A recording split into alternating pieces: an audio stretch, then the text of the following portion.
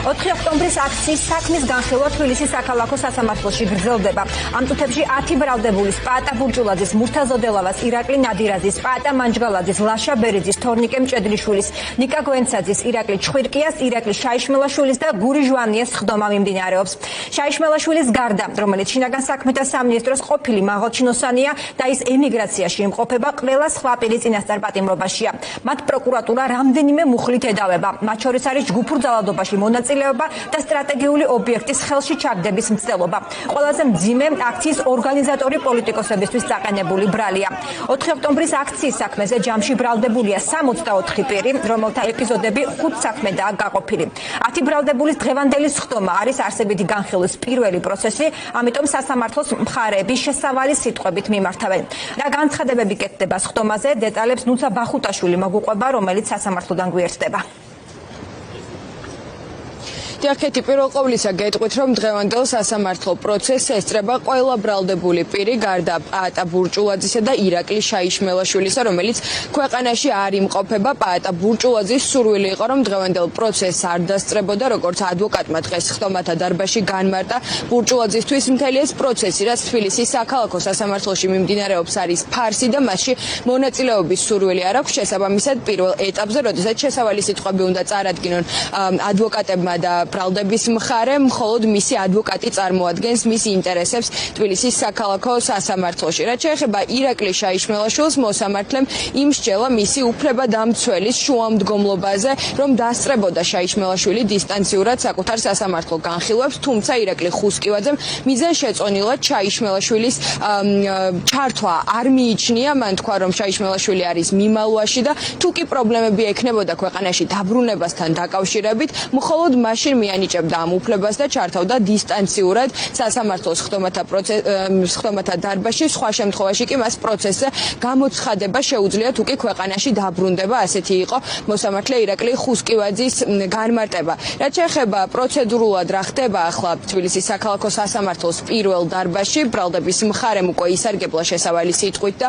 წარადგინა თავის პოზიცია, რომელიც არ ყოფილა განსხვავებული მაგალითად ბრალის დადგენილებისგან. არსებითად პროკურორებს ახალ გარემოებებზე არ უსაუბრიათ, მათ კიდევ ერთხელ აღწერეს 4 ოქტომბრის მოვლენები. რაც შეეხება დაცვის მხარეს, ერთმა უფლებადამცველმა ბექა ბასილაიმ, რომელიც პაატა მანჯგალაძისა და მურთაზ ოდელავას ინტერესებს იცავს, უკვე მიმართა სასამართლოს შესავალი სიტყვით და ასევე მისმა დაცვის ქვეშ მყოფებმაც ისარგებლეს სიტყვის უფლებით, მათ დააფიქსირეს საკუთარი პოზიცია მიმდინარე პროცესთან დაკავშირებით, იმ ბრალთან, რომელიც პროკურატურას მათთვის აქვს წარდგენილი და ასევე საქმის აბსურდულობასთან დაკავშირებით, მათი შეფასებითაც საქმე ცალსახად პოლიტიკურად მოტივირებულია.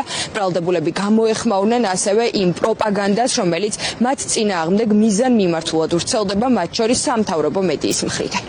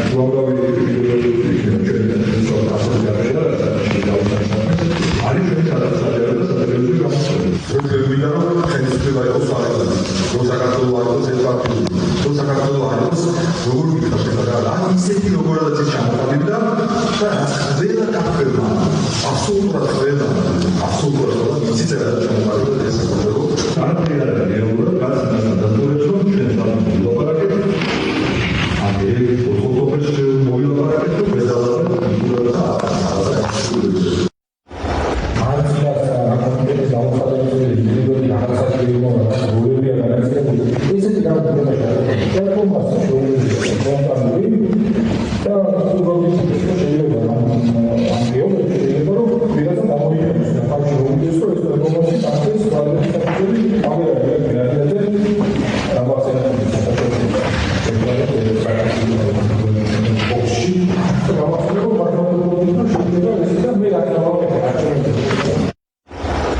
მოსამართლემ უარი განაცხადა ჩემი სასამართლოს ხდომაზე დასწრებაზე არგუმენტით ძებნილია და ამიტომ არ ჩავრთავთო. მეც მხოლოდ ეს უნდა მეკითხა, რატო ვარ ძებნილი ან რის გამო მასამართლებენ. რუსული ოცნება შაპიტოს ცირკიც აღარ ხართ.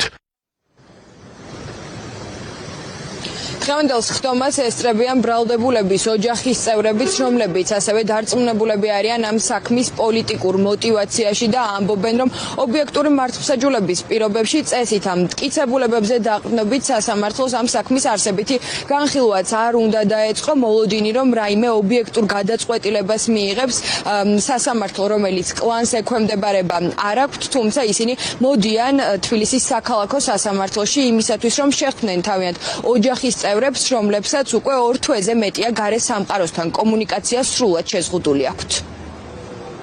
საქმეში არსებული მტკიცებულებები, რაც რაც ფერმა ქვეყანამ, ფერმა მსოფლიო მიხილა, ეს არის პირდაპირ ეთერში არსებული კადრები, სხვა რაიმე მტკიცებულება საქმეში წარმოქმნილი არ არის.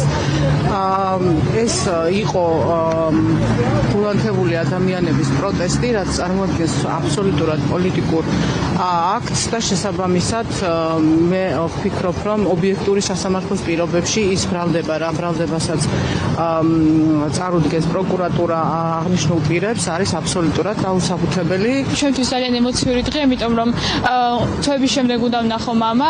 ჩემი ერთადერთი მიზეზი დღეს აქ ყოფნის არის, რომ შორიდან ვნახო, იმიტომ რომ სხვა ჩვენ არანაირი შესაძლებლობა არ გვაქვს მასთან კომუნიკაციის. თვითონაც არის რომ ჩამოვედი და მგონია რომ ძალიან мотивაციას მისცემს, რომ ეს ყველაფერი კარგად იქნება.